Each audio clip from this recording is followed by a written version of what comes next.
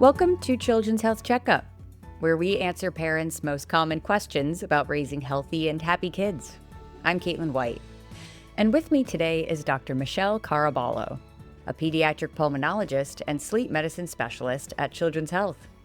Today we're talking all about how iron affects sleep in kids, exploring the signs, symptoms, and solutions for parents who may be facing restless kids. So, Doctor, how does iron impact sleep in children? Iron has been shown to primarily impact sleep through a child's restfulness. And so low iron stores are associated with restless sleep and restless leg syndrome in both kids and adults, actually. And what are some signs or symptoms that might suggest a child's sleep problems are linked to low iron? So we're looking for, like I said, restless sleep, and that comes in a variety of complaints. Some parents will say their kids toss and turn a lot, or kick their legs in sleep, or they wake up in the morning and their sheets are tangled or in a wad because they've been moving around so much throughout the night. Some kids will complain of their legs bothering them, but it's very uncommon for children to say, I can't sleep because my legs are restless just because they lack that vocabulary. So sometimes we'll have kids use a variety of other colorful terms to describe this sensation of restlessness, like sometimes it's a sensation of a creepy crawly feeling or an itchy sensation in my legs. And some kids will actually report pain. And restless sleep and restless leg syndrome typically isn't actually a painful condition, but sometimes they'll say, my legs hurt, for kind of lack of other vocabulary to describe this sensation of an urge to move their legs. And just how common is low iron as a cause of sleep disturbances in kids? Well, we see it very commonly in the sleep clinic. The iron rich foods that adults are more likely to eat include green leafy vegetables like spinach and broccoli and red meat. And most kids' diets are not rich in iron. And so almost every time I check an iron level, it's usually low in kids. Rarely do I find that it's in the range that we target for the treatment and the management of restless sleep. Some kids with restless sleep or restless leg syndrome will present with these nighttime complaints, but some kids actually present with more daytime manifestations of poor sleep, like sleepiness in school, ADHD type symptoms like hyperactivity, irritability, difficulty focusing or paying attention in class, sometimes mood disturbances and disorders and behavior problems. So we see restless sleep manifest both with the nighttime complaints, but also the daytime complaints, which are the consequences of poor sleep at night. And when should parents ask their pediatrician about testing their child's iron levels? Well, I would say anytime a parent is worried about their child's sleep, of course, it's appropriate to bring that up to your pediatrician, regardless of how small you think the concern might be. It's always worth bringing them up. But specifically, if you're seeing your child toss and turn a lot in their sleep and it seems to affect the quality of their sleep to where they're just not well rested during the day, they don't seem to be getting that restorative benefit from sleep that they need, I think it's appropriate to bring that up to your pediatrician and mention checking the iron levels. The specific test that we usually order is called ferritin, which is a marker of iron stores in the blood.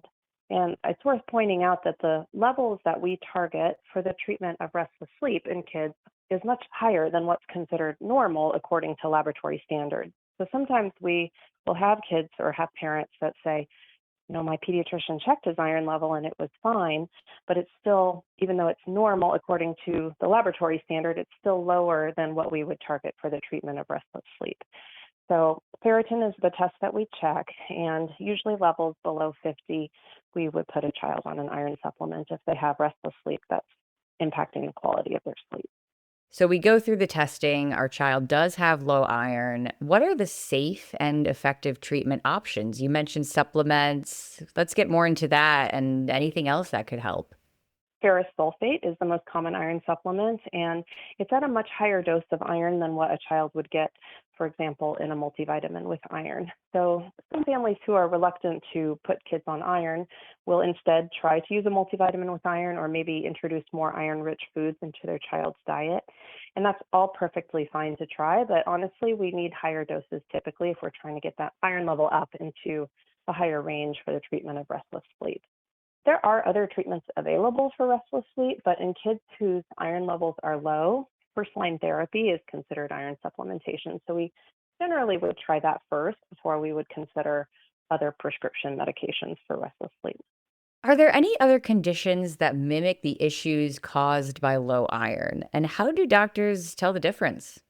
Well, any type of sleep disturbance or sleep disruption can manifest with those daytime symptoms of poor sleep. So, breathing issues like sleep apnea, or if the child's oxygen levels are low at night, or honestly, if they're just not getting enough sleep, those can all present with similar daytime symptoms of trouble in school, trouble focusing, difficulties with learning, or maybe declining grades and sometimes behavior problems. So, really, the daytime manifestations are pretty similar, regardless of what the cause of the sleep disturbance is. Now, if the cause is something more like sleep apnea, we would expect the parent to notice snoring. Sometimes they would notice their child pausing and breathing or gasping for air at night. So, if those symptoms aren't there and the child is breathing very comfortably, and really the main concern is that they're tossing and turning and kicking their legs a lot, that would lead us more down the path toward checking the iron levels and treating with iron supplementation. But I will say some kids just toss and turn and move a lot. And if it doesn't seem to disrupt the quality of their sleep and it's not bothering the child, I don't necessarily put them on iron in that case if the restlessness is just there, but not bothering them, if that makes sense. But if the parent feels that it really is disturbing the quality of their sleep, they're not getting into those deep, restful stages of sleep because of their restlessness, or the child's waking up, groggy and unrefreshed and not doing well during the day, that's when I would pursue treatment for it. And my last question today: what is your best advice for parents who are concerned about their child's sleep and want to be proactive about it? We always encourage parents to set up a really healthy, consistent sleep routine at bedtime. So, kids and adults both, everybody responds well to routine and your body knows what to expect. And so, we want parents to instill some sort of structure to the evening. A certain time the electronics get turned off every night, and then maybe shower, read a book or two, say a prayer, say goodnight, lights out, whatever it is steps in your bedtime routine are. We try to keep that consistent night after night and at the same time every night too.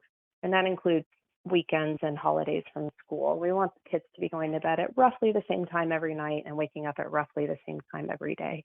Anytime the parent is worried about their sleep for any reason, I mean, whether it's daytime sleepiness or behavior problems in school, or it's really hard to get the kid out of bed in the morning because they seem poorly rested or they're just really groggy and difficult in the morning.